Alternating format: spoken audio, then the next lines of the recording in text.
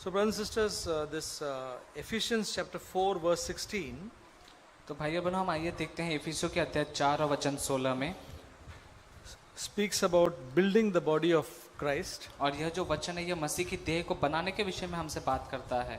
And it says that the whole body is built up in love. और यहाँ पर यह कहता है कि जो पूरी देह है वह प्रेम में बनाई जाती है।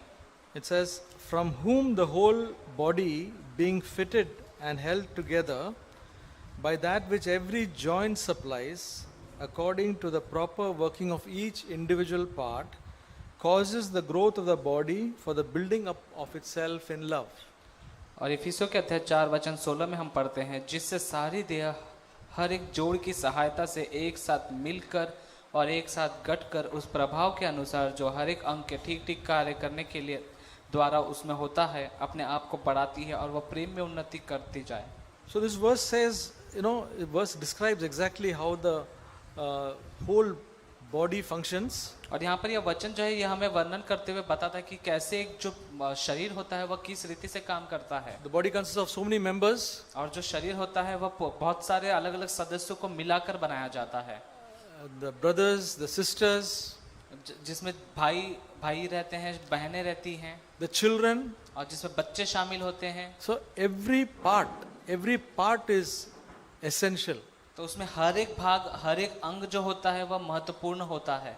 It is not that the children are, children.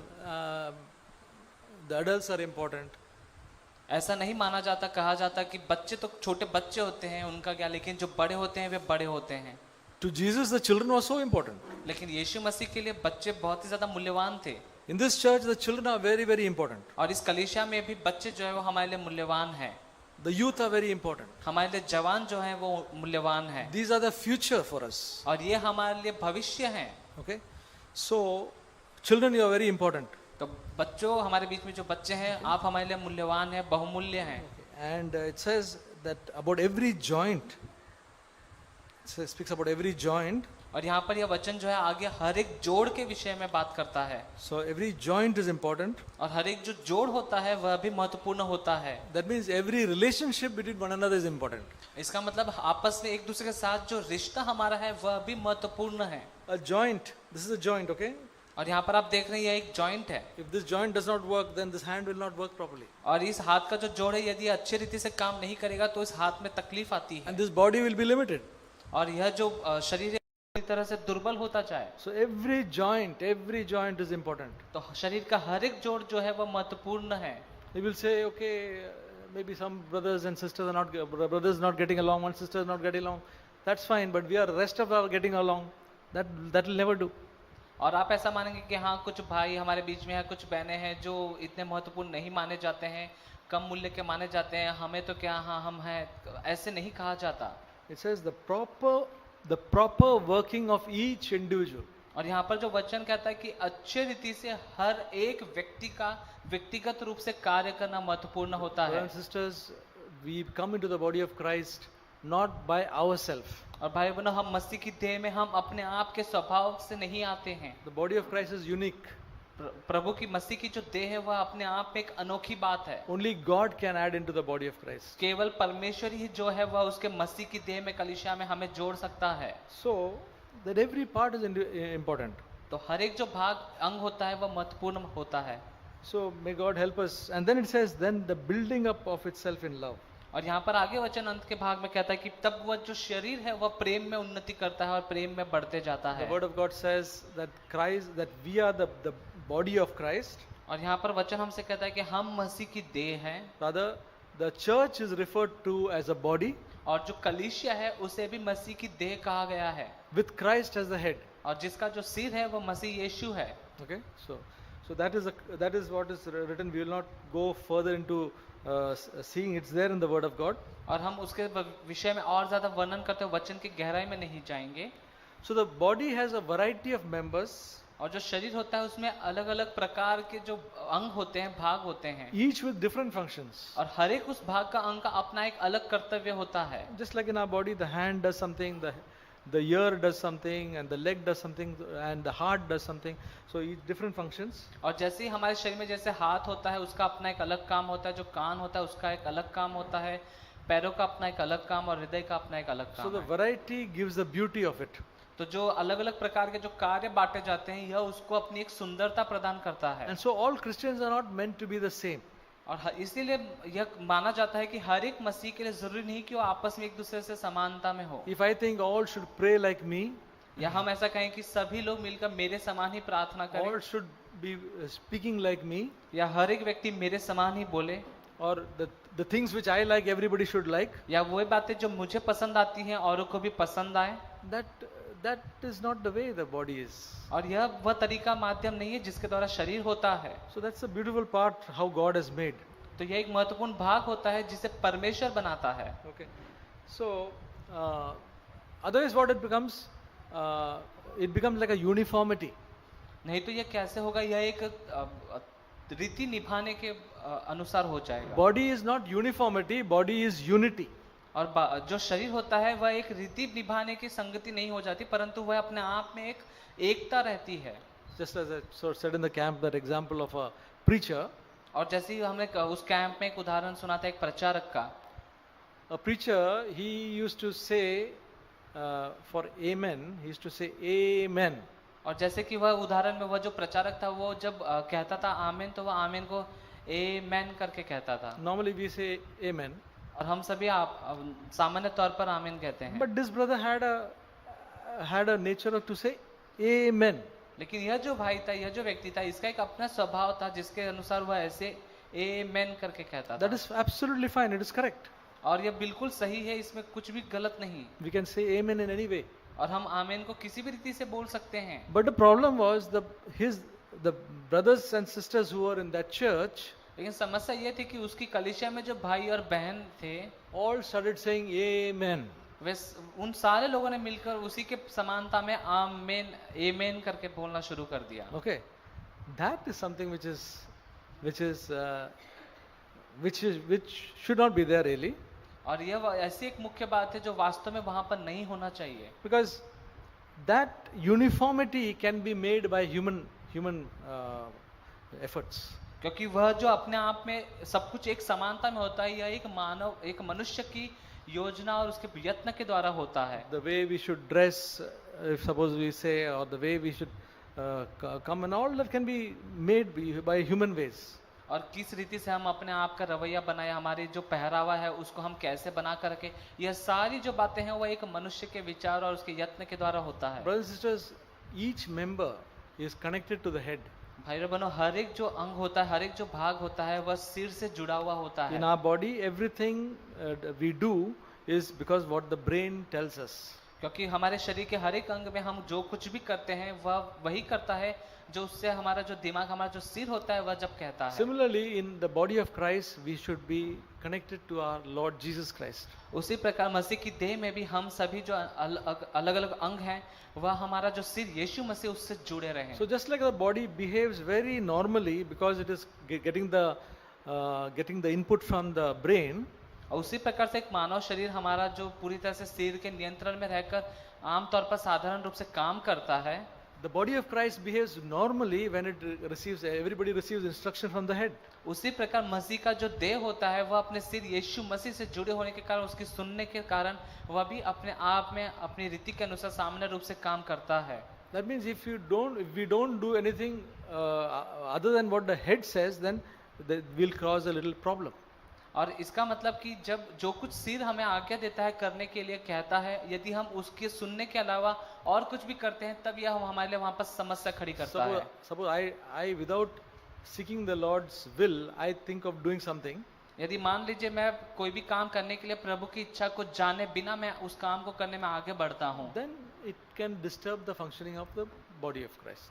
तब यह जो पूरे मसीह की देह के काम करने का जो तरीका है उस पूरे में बाधा लेकर आता है। So the great importance of always being connected to the head and doing what the head tells us. और यहाँ पर हम पाते हैं यह बहुत ही ज्यादा हमारे लिए महत्वपूर्ण माना जाता है कि हम लगातार मसीह यीशु से जो हमारा सिर है उसके संपर्क में रहे, उससे जुड़े हुए रहें। Take for example, to bring out this picture clearly. और आइए हम एक उदाहरण लेते हैं और एक चित्रण हम काल्पनिक चित्रण हम बनाते हैं जिससे हम About- और समझ पाए। about a part doing things by itself. मान लीजिए कि वह जो अंग है, भाग है, वह अपने आप से अपना कुछ अलग काम कर See, there रहा are है। people who get epilepsy. और कुछ लोग ऐसे होते हैं जिन्हें एपिलेप्सी का रोग हो जाता है। Means what happens? Some epilepsy, or there is sometimes people what happens? Their hands shake, their legs shake. और एपिलेप्सी का एक ऐसा रोग होता है जिसमें मानव शरीर का कोई ऐसा भाग या उसका हाथ या पैर होता है किसी व्यक्ति का, वह उसमें कंपन आ जाता है और वो हमेशा कांपते रहता है। That person does not want to do that actually. और वह जो व्यक्ति है वह स्वाभाविक रूप से उस काम को करना नहीं चाहता। Sometimes we also face some things like this. You know, suddenly some muscle sort of shakes a little bit. और कई बार हमारे शरीर के अन्य भागों में, जैसे हमारे गर्दन के पास कई बार जो मांस का भाग होता है उसमें एक अजीब सी कंपन आ जाती है और उसके विषय में हम कुछ नहीं कर सकते We don't want to do it, और हम करना तो नहीं चाहते, but it happens. लेकिन वह होता है। It is just like that. It is just like that when the body of Christ, one person does something on its own, without the head, it is something like that. उसी प्रकार मसीह की देह में, कलीसिया में, जब एक व्यक्ति जो यीशु मसीह जो हमारा सिर है उसकी सुने बिना अपने आप से कुछ अपने मन की करने लगता है। So when you think of an epilepsy person or some person who has got some muscle moving by itself, it's not a normal thing. It's a disease. और जब हम देखते हैं कि एक व्यक्ति में जो कि उसके हाथों या पैरों में अपने आप से कंपन आती है या उसके मांस का कोई भाग है वह कांपने लगता है और वह रोक नहीं पाता उससे, तो यह कोई आम साधारण बात नहीं है। यह इस बात का संकेत है उसे रोग हो चुका है। So brothers and sisters, that is the carefulness that we need to have, that we do all things, whatever we do, with Jesus' approval. और भाई बहनों, यह वे बातें हैं जहाँ पर हम सभी को सावधान और सतर्क रहने की आवश्यकता है कि हम हमारा जो सिर यीशु मसीह है केवल उसी की सुने और उसकी संगति So में रहें। the body is so important, that every member is so important, that any failure on one part of the member causes everybody is affected by that. और भाई बहन, हमारे लिए महत्वपूर्ण है कि हम सभी जो मसीह की देह की कलीसिया का जो भाग होता है उसमें से एक भी भाग यदि पीछे छूट जाए या वह कमजोर पड़ जाए तो पूरा जो देह है उस पर उसका असर प्रभाव पड़ता है। Just like in our own families, we have got individual families, and when our children, when the parent is having some problem, the whole family suffers. और उसी प्रकार जैसे हम सभी का अपना अपना एक व्यक्तिगत रूप से एक परिवार होता है और उस परिवार में जैसे माता पिता बच्चे होते हैं, अलग अलग सदस्य होता है। मान लीजिए माता पिता बच्चों के बीच में कुछ बातें बिगड़ रही हैं, वहां पर हम देखते हैं पूरा जो परिवार है उस पर पूरा प्रभाव पड़ता In है। the same way, the body of Christ is a family, और उसी प्रकार हमारा जो यह मसीह का देह है कलीसिया, यह एक परिवार का रूप है। and when we hear somebody suffering, we also feel the pain of it. और उसी प्रकार से हम देखते हैं कि कोई भी व्यक्ति हमारे बीच में ऐसा है जो एक संघर्ष कर रहा है, तकलीफ से होकर गुजर रहा है, पूरा जो शरीर है उस पर वह उसका प्रभाव पड़ता है। That shows that it is a family, and that's the body of Christ. और यह दिखाता है कि यह मसीह की देह है, यह एक परिवार है। So when one member rejoices, everybody rejoices. और यही कारण है कि जब एक जो अंग होता है, एक सदस्य जब आनंद मनाता है, सभी उसके आनंद में शामिल होकर आनंद मनाते हैं। So that's the sign of a body. और यह वह चिन्ह होता है, चिन्हात्मक रूप होता है एक शरीर का, एक देह का। Now, coming to the joints again, और उसके बाद हम फिर से जोड़ों की ओर आते हैं। it's a very important thing that we are talking right now. और यह बहुत ही महत्वपूर्ण वे बातें हैं जो अब हम जिसके विषय में बात कर रहे हैं। See, when this joint, for example, is not able to, there is some pain. When I just do like this, there is some pain. अब मान लीजिए मेरी ये जो कोहनी का हाथ का जो जोड़ है, यहाँ पर मुझे जोड़ में कुछ तकलीफ हो रही है, कुछ दर्द आ रहा है। And some creaking noise comes. और यहाँ पर जो जोड़ की हड्डियां उसमें क्रिक क्रिक करके आवाज आ रही है। And as I'm doing like this, I find it difficult, little bit slowly I can do it. और जैसे जैसे मैं अपने हाथों को हिला रहा हूँ, मोड़ रहा हूँ, उसे सीधा कर रहा हूँ, वह जो मुझे दर्द है बढ़ रहा है और जो आवाज है हड्डियों में वह भी बढ़ रही है। So we have pain, we have friction, we have noise. और वहाँ पर हम देखते हैं कि वहाँ पर हड्डियों के बीच में दर्द आ चुका है, वहाँ पर अंतर पड़ चुका है, आवाजें भी आ रही है। Now in the body of Christ, that thing can happen between two people. और अब मसीह की देह में, कलीसिया में यह जो बात है, यह दो आपस के दो व्यक्तियों के बीच में हो सकता है। There is some pain, there is some noise, there is some friction. It's not something smooth. और वहाँ पर हम देखते हैं दो कलीसिया में व्यक्तियों के बीच में वहाँ पर वो जो जोड़ है उस जोड़ में कहीं पर दूरी आ सकती है, वहाँ पर दर्द पैदा हो जाता है, वहाँ पर आवाजें भी आती हैं। Brothers and sisters, is it desirable like this? Is it desirable? और भाई बहनों, क्या हम इसकी चाह रखें, लालसा इसकी रखें? Can we say that it is okay, it happens that way? और क्या हम ऐसा कहने पाए कि हाँ चलेगा, ठीक है, कोई बात नहीं? Anyway, I don't want a single thing in my life towards anybody to have like that. और मैं तो बिल्कुल नहीं चाहता मेरे जीवन में व्यक्तिगत रूप से कि किसी भी व्यक्ति के साथ इस प्रकार की आवाजें और जो अंतर पड़ता है जोड़ों के बीच में वह स्वभाव I रहे। don't want towards any brother any friction or noise in my life. मैं अपने जीवन में किसी भी भाइयों के प्रति मेरे अपने मन में किसी भी प्रकार की कड़वाहट या वो जो जोड़ के बीच का अंतर या जो आवाजें हैं, दर्द मैं नहीं चाहता। So brothers and sisters, brothers with brothers, sisters with sisters, husband and wife, all these joint problems should not be there by the grace of God. तो भाई और बहनों, हमारे सभी भाइयों के बीच, भाइयों से लेकर भाइयों के बीच में, बहनों के बीच में, आपस में, पति और पत्नी के बीच में यह जो जोड़ों के बीच का जो दर्द, उनके बीच का अंतर, जो आवाजें हैं, यह नहीं रहने पाए। If it is there, God can help us. यदि यहाँ पर ये बातें हैं, प्रभु हमारी सहायता वहाँ कर सकता है। We'll see how God does it. और हम देखेंगे कि परमेश्वर वहाँ काम कैसे करते हैं। Other thing is that we have all got a tendency to get offended. और एक हम सभी का एक स्वाभाविक रूप से ऐसा स्वभाव होता है कि हमें किसी भी बात का बुरा लग जाता है। What is offended? Offended means when somebody speaks to me which I don't like, I say, "Chalo, I'm not going to talk to this person." और इसका मतलब है, बुरा मानने का मतलब है कि कोई भी व्यक्ति आकर जब मुझसे कुछ ऐसी बातें करता है जो मुझे सुनने में मुझे पसंद नहीं आती, तब मैं ऐसे सोचता हूँ कि आगे से मैं इस व्यक्ति से बात कभी नहीं करूंगा। Or I'm cold towards that person. या हमारा ठंडा स्वभाव उस व्यक्ति के प्रति हो जाता है। It's a very natural thing. It happens to all of us. और यह एक बिल्कुल स्वाभाविक बात है, स्वाभाविक रूप से हम सभी के साथ में यह होता है। But it happens to all of us, but we can overcome it. और यह हम में से हर एक व्यक्ति के साथ होता है, लेकिन हम में से हर एक व्यक्ति इस पर जय प्राप्त कर सकता है। We must be people that, if Jesus would be offended by all the people who did so much things to him, and how would he have his ministry? और यदि हम ऐसा सोचे कि यीशु मसीह के साथ में लोगों ने कितना सारा बुरा व्यवहार किया और बुरी बातें की, यदि यीशु मसीह उनकी उन सारी लोगों की बातों का बुरा मान जाते तो उसकी सेवकाई कैसे होती? Similarly, we will not be able to follow the Lord effectively if we keep on getting offended with people. यदि हम प्रभाविक रूप से प्रभु का अनुसरण नहीं कर पाएंगे तो हम अक्सर बार बार लोगों की बातों का बुरा मान जाएंगे। So, there is a verse in Psalm 119 verse 165. और एक वचन हम पढ़ते हैं भजन संहिता 119 और उसका 165वां वचन। It says, "Those who love thy law have great peace, and nothing causes them to stumble." और हम पढ़ते हैं, तेरी व्यवस्था से प्रीति रखने वालों को बड़ी शांति होती है और उनको कुछ ठोकर नहीं लगती। So, brothers and sisters, we must pray to the Lord. Lord, help me never to be offended with anybody. तो आइए भाइयों बहनों, हम सभी परमेश्वर से यह प्रार्थना करें कि प्रभु, मैं किसी भी व्यक्ति से किसी भी बात का उसकी बुरा नहीं मानना चाहता। Help me to immediately forgive people, और मेरी सहायता करें कि मैं तुरंत लोगों को क्षमा कर दूं, just as Christ has forgiven me. उसी प्रकार बिल्कुल ठीक वैसे ही जैसे मसीह ने मुझे क्षमा किया है। That is the only way to be free from being offended. और यही एकमात्र माध्यम है, रीति है, जिसके द्वारा हम लोगों की बातों का बुरा मानने से छूट सकते हैं, उससे जय प्राप्त कर सकते हैं। Not to hold anything against anyone, whatever time it has been past or present, not to hold anything. चाहे कितना ही समय क्यों ना बीत गया हो, चाहे वह बीती हुई पुरानी बातें हो या वर्तमान के समय की बातें हो, किसी भी व्यक्ति के विषय में, किसी भी बातों को लेकर प्रति आपके हृदय में कोई भी बात न रहे। Well, Zach speaks about some things which I wanted to share. अब भाई जैक कुछ बातें इस प्रकार से करते हैं जो मैं आप सभी के बीच में बांटना He चाहता says हूँ। that we should be like that worm. और भाई जैक इस प्रकार से बताते हैं कि हम उस जंतु, उस कीड़े के समान हो। See, when you see a worm on the floor, when you just touch it with your leg or with a stick, what happens?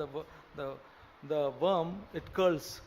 और आप जब उस जंतु को या कीड़े को जमीन पर रेंगते हुए देखते हैं और आप उसके पास जाकर उसे उंगली लगाते हैं या फिर आप लकड़ी का टुकड़ा उससे छूते हैं, वह क्या करता है? वह आपस में ही लिपट कर सिमट जाता है। But if you see a snake going, लेकिन आप एक सांप को जाता हुआ देख रहे हो, a snake, if you try to touch, it will try to give you one bite.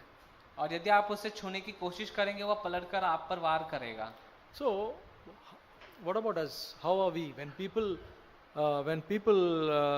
deal with us or react with us or interact with us? So how do we, if it is not pleasing to us, we give them back? हम हमारे विषय में क्या कहें कि जब हम लोगों के संपर्क में आते हैं और लोग जब हमसे कोई बातें करते हैं तो हम क्या करते हैं कि हम उस सांप के समान पलट कर उन्हें फिर से उन पर वार करते हैं, उन्हें पलट कर उत्तर देते हैं, We insult for insult, या हम अपमान के बदले उनका ही अपमान करते हैं। or like Jesus, like the worm, it says that when he was reviled, he did not revile in return.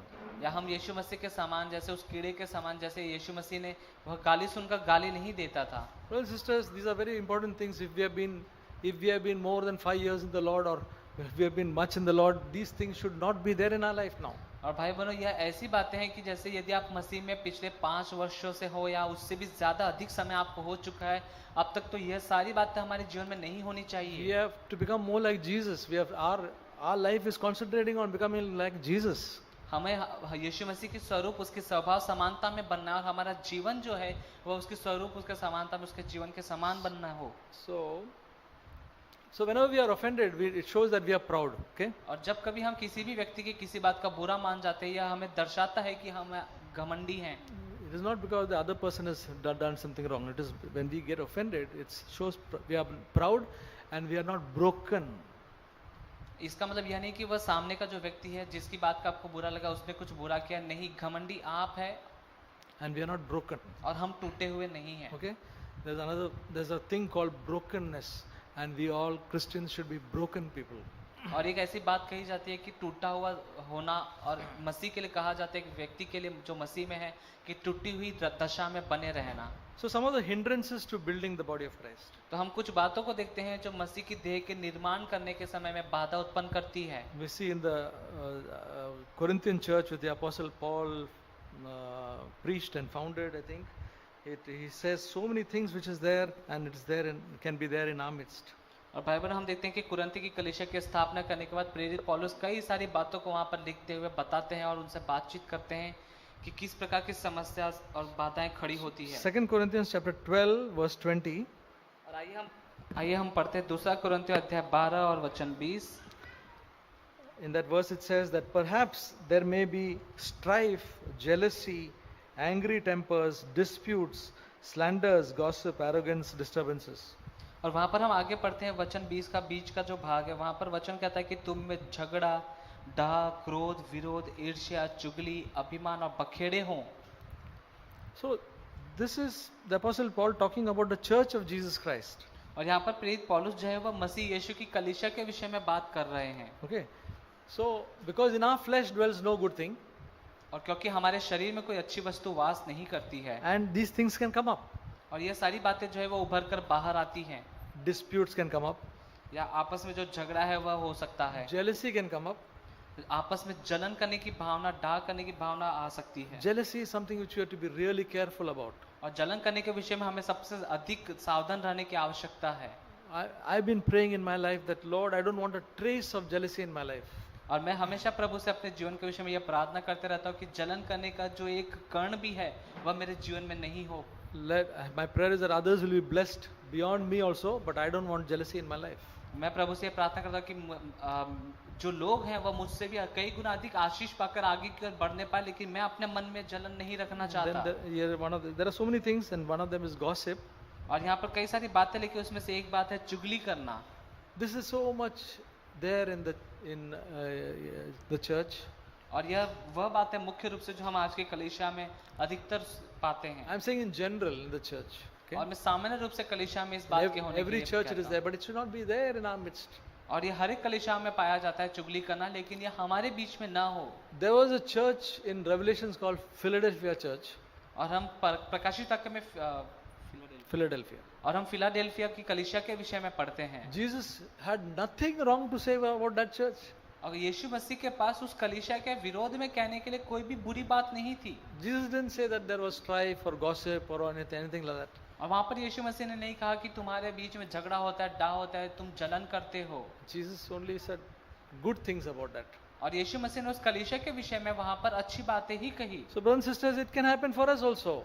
तो भाई बहनों, ये हमारे लिए भी हो सकता है। Jesus wants that for us. और यीशु मसीह हमारे लिए यही चाहते हैं।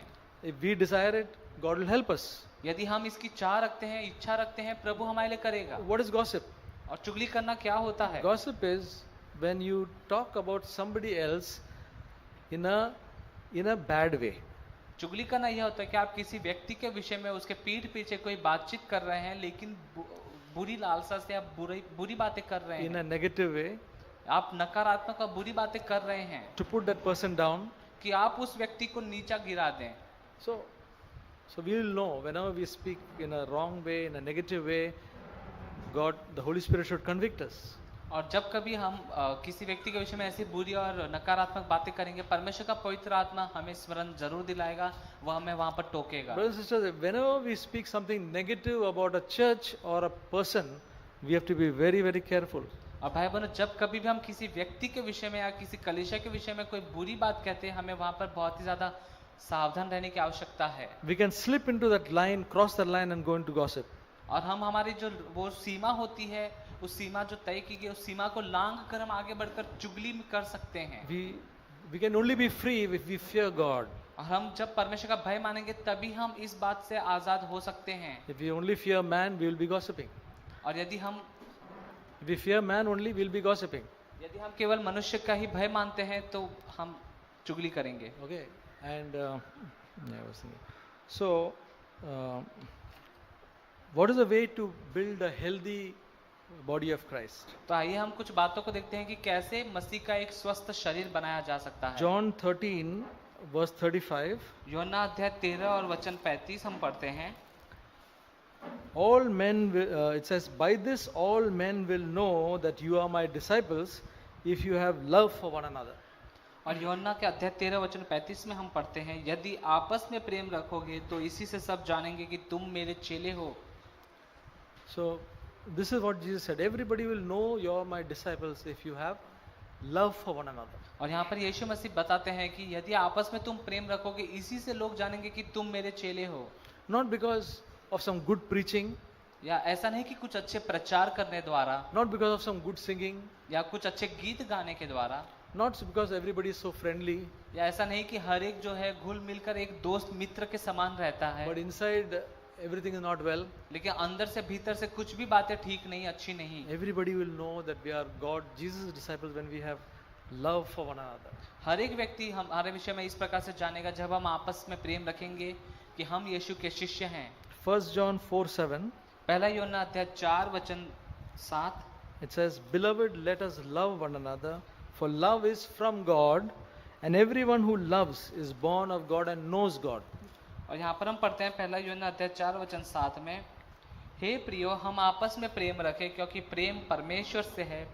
जो कोई प्रेम करता है वह परमेश्वर से जन्मा है और परमेश्वर को जानता है। Well, sister, if we only focus on one thing in our life, that whether I am loving every person that I know, means from my heart, I have only goodness in my heart. और भाई बहनों, आप हमेशा अपने जीवन में केवल इसी बात पर मनन करें और ध्यान करें कि मैं किसी भी व्यक्ति के विषय में अपने हृदय में केवल प्रेम ही रखना चाहता हूँ, उससे प्रेम ही करना चाहता हूँ। When I think of all the people one by one, is there somebody I am not having love? और आप एक एक करके आपके जो लोग हैं पहचान के आसपास के, उनके विषय में आप सोचते हैं और कोई ऐसा एक व्यक्ति दिखता है जिसके विषय में आपके हृदय में प्रेम नहीं है। By love I mean some clean and good thought, not some hurtful and bad thoughts about a person. और एक व्यक्ति से प्रेम करने के विषय में यानी कि आपके मन में उस व्यक्ति के प्रति एक अच्छी भावनाएं, अच्छे विचार होते हैं, ना कि उसकी हानि और उसका बुरा होने के विषय में। Even our enemies who have bad thoughts about us, but from our side, if there is it clean and good thoughts? भले ही हमारा कोई शत्रु क्यों ना हो जो हमारे विषय में बुरा ही सोचता है, परंतु हम अपनी ओर से ये हमेशा ध्यान रखने पाए इस बात का कि कहीं मेरे मन में उसके विषय में कोई बुरी बात या बुरा विचार तो नहीं। Then we know God. तब हम परमेश्वर को जानेंगे। If we have love, if we are people of love, we know God. और हम प्रेम करते हैं, हम प्रेम रखने वाले लोग हैं, हम परमेश्वर के लोग हैं। Okay. So you heard another thing that to build the body of Christ, we need to encourage one another. और हमने एक और मुख्य रूप से बात सुनी कि मसीह की देह को स्वस्थ रूप से बनाने के लिए हम आपस में एक दूसरे को प्रोत्साहित करें। And in the camp also heard example of the nail.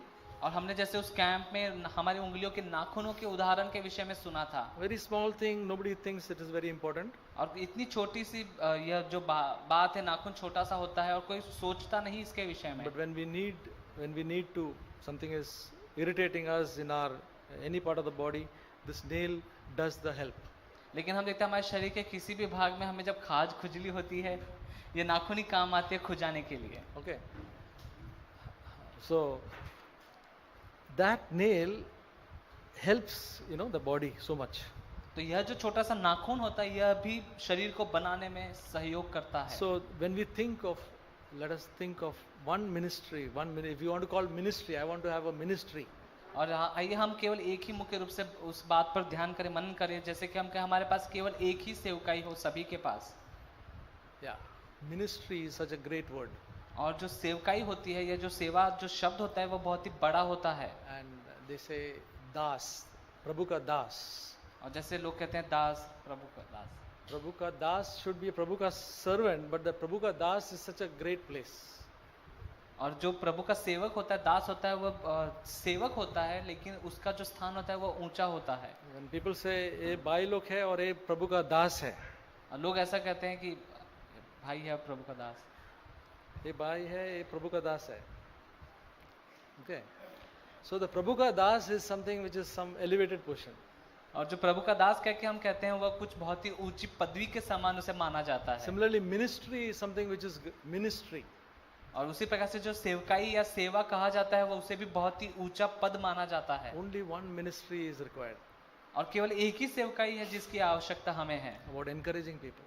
लोगों को हम प्रोत्साहित करें। After we meet one person, that person should be encouraged. अंत में जब हम एक व्यक्ति से आखिर में मिलते हैं तब वह हमारे द्वारा प्रोत्साहित हो, उसे प्रोत्साहन मिलने पाए। If that brother or sister is discouraged, something is wrong with us. यदि वह जो भाई या बहन है, यदि वह निराश है, इसका मतलब कुछ गलत हमारे साथ है। Can we pray to God that we will be only an encouragement? कि हम यह परमेश्वर से प्रार्थना कर सकते हैं कि हम औरों के लिए प्रोत्साहन देने का, उन्हें प्रोत्साहित करने का कारण बनने पाए। And for that, we need John chapter 12 verse 24. और उसके लिए हमारे लिए आवश्यकता है यूहन्ना के अध्याय 12 और वचन 24 की। It says, "Truly, truly, I say to you, unless a grain of wheat falls into the earth and dies, it remains by itself alone. But if it dies, it bears much fruit." हम पढ़ते हैं यूहन्ना अध्याय 12 वचन 24, मैं तुमसे सच सच कहता हूँ, जब तक गेहूं का दाना भूमि में पड़कर मर नहीं जाता वह अकेला रहता है, परंतु जब मर जाता है तो बहुत फल लाता है। So there is a great need for us to die to our self life. और हमारे लिए सबसे ज्यादा महत्वपूर्ण है, आवश्यकता है हमारे व्यक्तिगत जीवन के लिए कि हम हमारी इच्छाओं के लिए मर जाएं। In the husband-wife relationship, एक पति और पत्नी के जो रिश्ते के बीच में, brother and sister in the church relationship, तो जो भाई और भाइयों के बीच में जो रिश्ता होता है, जो बहनें और बहनों का आपस में जो रिश्ता होता है कलीसिया में, if we learn to die instead of putting our self will alive, यहाँ पर हम अपने स्वभाव के लिए मर जाएं, बजाय इसके कि हमारी जो स्वयं की इच्छा है उससे हम बाहर लेकर आए। in secret we need to die. और गुप्त रूप से, रहस्य में गुप्त रूप से हमें हमारी इच्छाओं के लिए मरना The है। the grain of wheat is falling, nobody can see it, it is dying there. और हम देखते हैं गेहूं का जो दाना होता है वो जमीन में गिरकर मर जाता है और कोई भी उस दाने को देख नहीं पाता। Similarly, we die in our hidden area, nobody is seeing that. उसी प्रकार हमारे जीवन के गुप्त भाग में, रहस्य में भाग में हम जब अपनी इच्छाओं के लिए मरते हैं कोई नहीं देख पाता। And then even in the public also we will learn to die. और यहाँ तक कि हम सार्वजनिक स्थानों पर या लोगों के बीच में भी हम अपनी इच्छाओं के लिए मर जाएंगे। And he'll bear much fruit. और तब वो बहुत फल लेकर आता है। Many people would like to talk to us. और जो लोग हैं वह हमसे बात करने की चाह रखेंगे। By God's grace, people will be drawn to have fellowship. और जो लोग हैं वह हमसे संगति करने की चाह रखेंगे और हम संगति करने में आगे बढ़ेंगे। People will not run away from us. और लोग जो है वह हमसे दूर नहीं भागेंगे। Okay. When we don't die, people will run away from us. और जब हम अपनी इच्छाओं के लिए नहीं मरेंगे तब लोग हमसे दूर भागेंगे। So may God help us to build the body of Christ. It's not something which is easy, but it is possible. तो परमेश्वर हम सभी की सहायता करे कि हम मसीह की देह के निर्माण के लिए अपनी स्वयं की इच्छाओं के लिए मरे, जो कि आसान काम नहीं है, परंतु प्रभु हमें सहायता करे। Because Jesus is the head and He is the one who works in us both to will and to do of His good pleasure. क्योंकि यीशु मसीह है जो हमारे शरीर का, देह का सिर है और वह उसकी स्वेच्छा निमित्त हमारे मन में इच्छा और काम दोनों करेगा। Amen. आमीन।